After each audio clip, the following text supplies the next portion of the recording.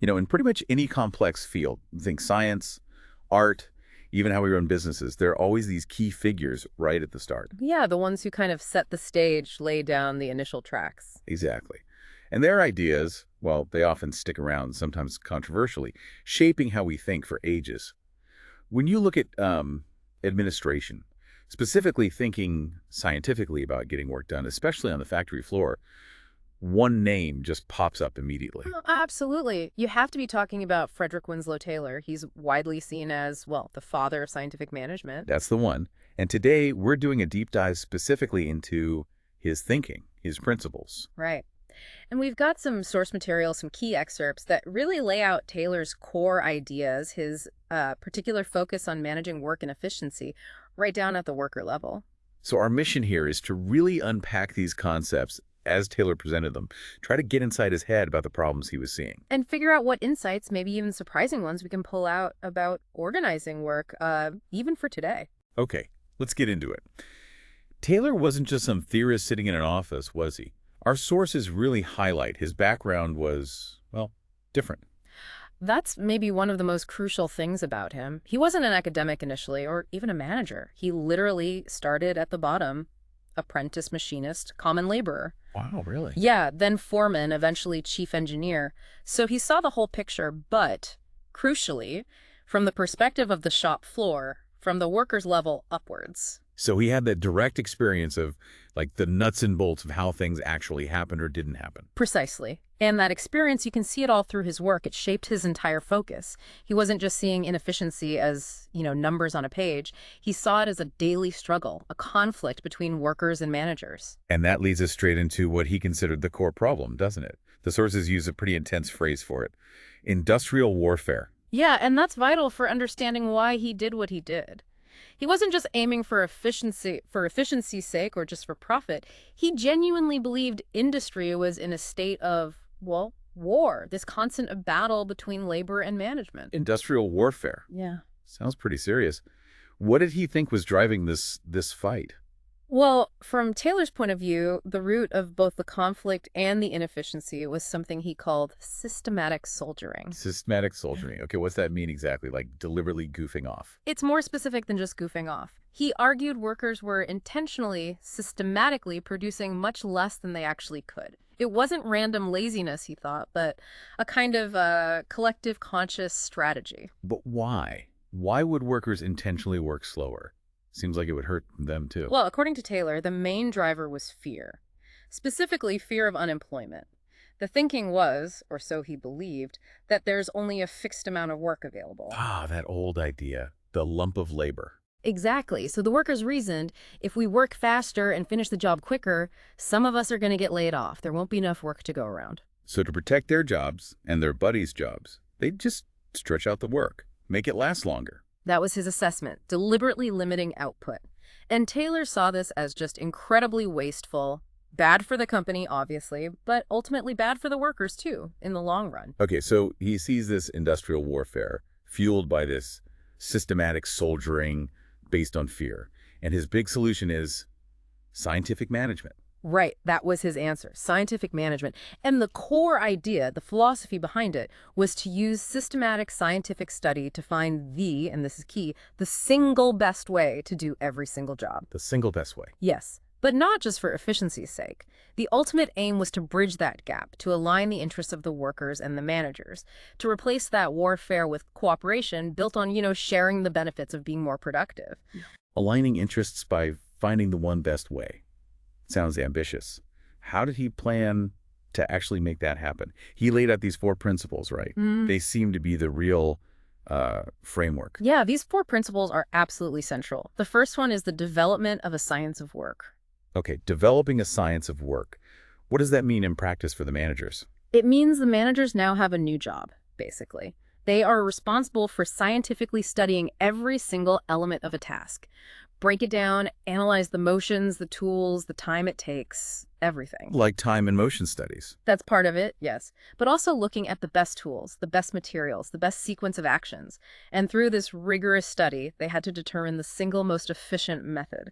The sources really stress this, not just finding a good way, but the absolute best way. And crucially, this investigation, this science part, that's the manager's job now, not the worker's intuition. So management shifts from just telling people what to do to becoming almost like work scientists, Yeah. analyzing every detail. Okay, what's principle number 2? The second one follows logically. Scientific selection, training, and development of workers. Right. If you have a scientific way to do the job. You need the right person for that specific job, selected scientifically. Taylor believed you should match the worker's abilities, their physical capacity, even their temperament, to the specific demands of the job that you've just scientifically designed. Okay, matching people to tasks scientifically. Hmm. And then training them. Rigorously. Training them in precisely that best way, the managers discovered. Teaching them the exact steps, the exact motions. And the development part, the sources mentioned, that was distinct from training. Yeah, that's an interesting nuance. Training was about the how-to, the skills, the sort of art of doing the job the prescribed way. Development, in Taylor's view, seems to have been more about shaping the worker's mindset. Mindset, like attitude. Exactly. Instilling discipline, obedience, a willingness to follow the scientifically determined plan without deviation. It was about creating workers who would accept the manager's scientific findings as the authority on how work should be done, developing, essentially, compliance. Find the right person, teach them the exact method, make sure they follow it without question. It Yeah. sounds intense. Okay, principle 3. The third principle is the coming together of the science of work and the workman. The sources kind of link this one closely with the fourth and with that mental revolution idea we'll get to. But basically, it means you have to actually implement the science. So bring the plan from principle 1 together with the trained worker from principle 2. Pretty much, it's the integration step, making sure the worker actually uses the scientifically determined methods on the job. You have the plan, you have the person, now make them work together effectively. Got it. And the fourth principle, you said this one is often misunderstood. Yeah, number 4 is the equal distribution of responsibility between worker and manager. Now that sounds like splitting the workload 50-50, right? Yeah, it sounds fair. Equal division of tasks. But Taylor, according to the sources, didn't mean it quantitatively, like dividing up the physical labor. It's about dividing the types of responsibility. Okay, so not how much work, but what kind of work each side is responsible for. Exactly. The manager takes on the responsibility for all the science part. The planning, the designing of the work method, the selecting and training, the overall system oversight. That's their heavy work now. And the worker. The worker's responsibility is to execute the work precisely as planned, using the methods they were trained in, cooperating fully, being diligent, being obedient to the plan. So the manager is responsible for the thinking and planning, the worker for the doing, according to that plan. Each side has its own significant burden. So the manager becomes the brain, the planner, the controller. The worker becomes the skilled, disciplined executor. And tying this all together, you mentioned something called the heart and soul of his system. Yes, the mental revolution. Taylor was adamant about this. He said without it, scientific management just wouldn't work, couldn't work. It required a fundamental shift in attitude, a complete change in mindset from both sides. Both workers and managers had to change how they thought. Totally. Workers needed to ditch the soldiering, stop feeling that working hard would cost them their jobs, and managers. They had to abandon their old, arbitrary, often dictatorial ways. They had to embrace the science and, crucially, share the benefits. Share the benefits. Yeah. How so? They had to see their goals as aligned, not opposed. Precisely.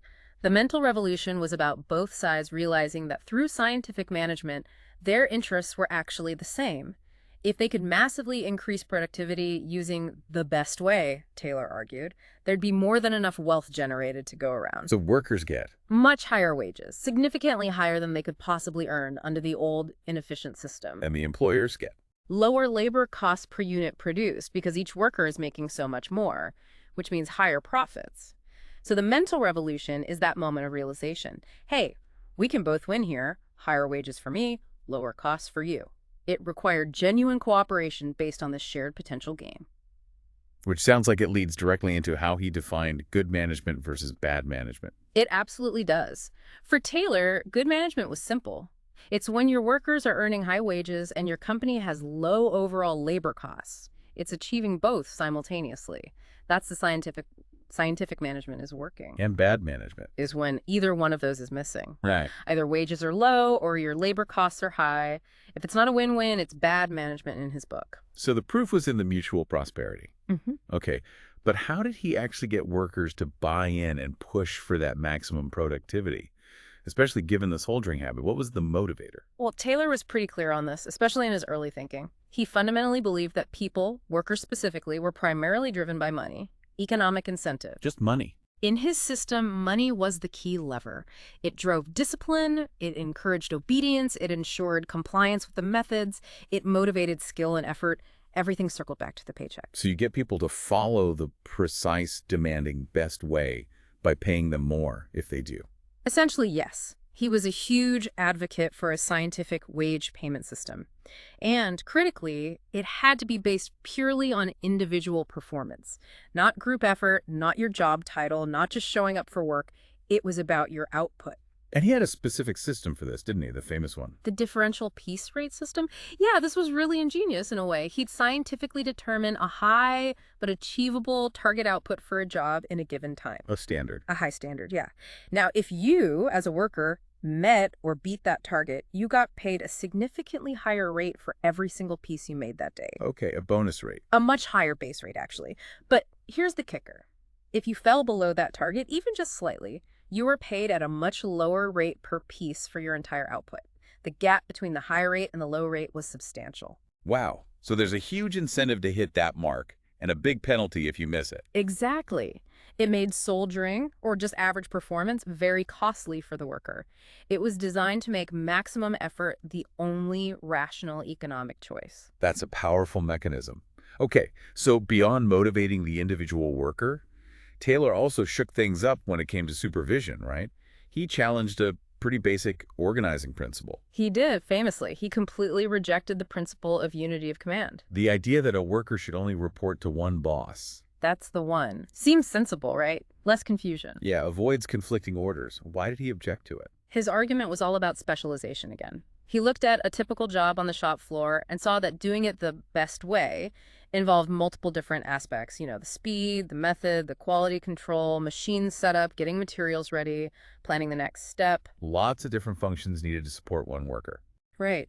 And Taylor argued, how could one supervisor possibly be an expert in all of those different functions, enough to guide the worker precisely in the scientific best way for each aspect? He thought it was impossible for one person to know it all at that level of detail.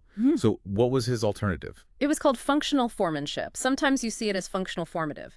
The idea was, instead of one general supervisor, the worker would actually report to and receive instructions from multiple foremen. Multiple bosses. How many? Each foreman was a specialist in just one specific function related to the job.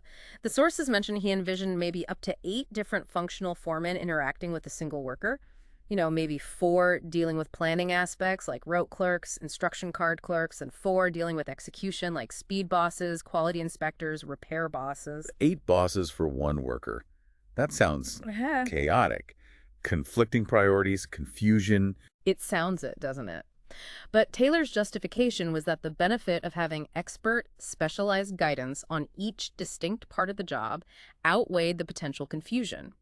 He believed that achieving the absolute best way required this deep functional expertise and supervision, even if it broke the unity of command principle. It prioritized specialization over a simple hierarchy. It really shows how focused he was on breaking everything down into specialized, optimized components. Did he have anything to say about how managers should sort of manage day-to-day once this whole system was running? Yes, there was the principle of exception. This is about how managers should focus their attention. Okay, the exception principle. What's the gist? The idea is once you've got your scientific standards set, workers are trained, the system's in place, the manager shouldn't be micromanaging every little detail. They should really only step in and focus their attention when performance goes significantly off the standard. Off the standard, like way below. Way below, yes, indicating a problem that needs fixing. Maybe the worker needs more training. Maybe there's an issue with materials. But also, potentially, if performance is unexpectedly way above the standard. Really? Why intervene if someone's doing great? Because that might mean the standard itself was set incorrectly, or perhaps that worker has discovered an even better way that the science missed. That would need investigation, maybe updating the standard for everyone. So it's about managing the deviations, the exceptions, not the routine. Focus your energy where it's most needed. An early form of management by exception. Okay, so let's try and wrap this up. When you look back at Taylor, what's his big legacy? Well, he's definitely, as we said, the father of scientific management, no question. And while, his methods and philosophies have faced a lot of criticism over the years, sometimes quite rightly. For being too mechanistic, maybe dehumanizing. Exactly. Concerns about pace of work, lack of worker autonomy. But his fundamental contribution was bringing this systematic, analytical, almost engineering-like approach to studying work itself, especially at that operational shop floor level. And the sources point out his ideas were hugely influential on fields that came later, like industrial engineering, early industrial psychology, techniques for work measurement. So why should someone listening today care about Taylor?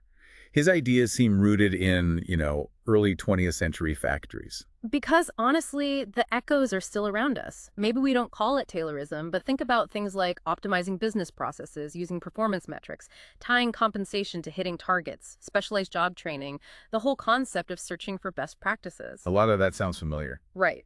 These ideas have roots tracing back to Taylor's attempt to analyze and systematize work. He forced people to think about work analytically, to measure it, to try and make it more efficient. For good or ill, that way of thinking became deeply embedded in management. It really does make you think about how foundational he was. He was so utterly convinced, wasn't he, that the key was finding the single scientific best way for every task. That pursuit of the one best way and getting workers to follow it perfectly, that was the core, that was the promise: efficiency, harmony, prosperity for all. But here's a thought to leave you with. Think about work today. It's often about being agile, adapting, innovating, right? Jobs need creativity, complex problem solving, not just following steps. The best way might change next week because of new tech or market shifts. Things move so much faster now. Exactly. So if the best way isn't some fixed static thing anymore, if it's constantly evolving, or if maybe there isn't even a single best way, but several good ways depending on the situation, does that core Taylorist idea, that relentless search for the one scientifically determined optimal method, still make sense as the ultimate goal? Or do we maybe need completely different principles now, ones that embrace flexibility, variation, maybe even letting workers figure things out, rather than seeking that single perfect blueprint? Something to chew on as you look at how work gets done around you.